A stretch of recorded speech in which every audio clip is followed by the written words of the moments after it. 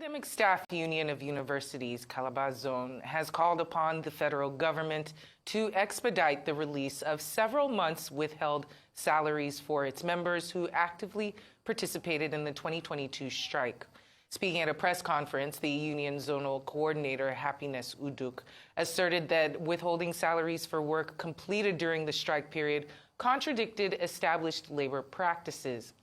The union decried the no work, no pay policy and deemed it a violation of labor laws, amongst other demands. The union is advocating for the comprehensive implementation of university autonomy, rejecting the National Universities Commission's stance on the core curriculum minimum academic standard for the 2022-2023 academic session, and the cessation of the usage of IPPIS for salary payments.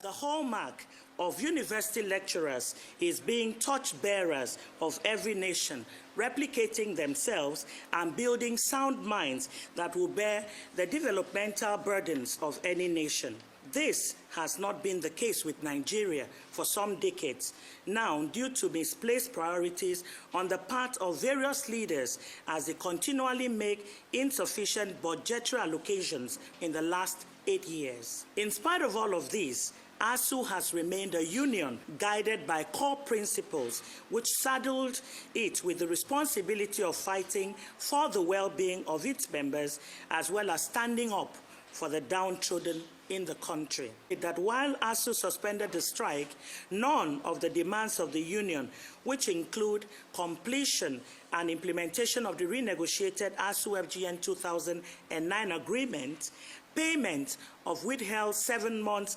salaries, payment of backlog and mainstreaming of EAA, erosion of the autonomy of universities through unwholesome acts such as illegal dissolution of governing councils, forceful introduction of CCMAs, which further erodes the constitutional autonomy of the university senate, reckless and excessive establishment of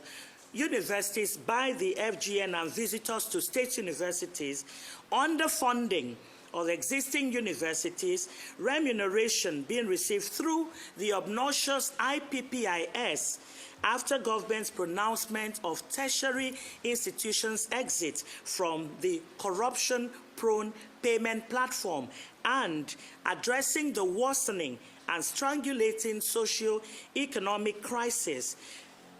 have not been met. The union proposed that if government wants to invest in the lives of Nigerians, it should do so through grants and scholarships rather than through the everlasting indebtedness in the pretext of students' loan. You're watching Newsday. Plenty more still ahead. Stay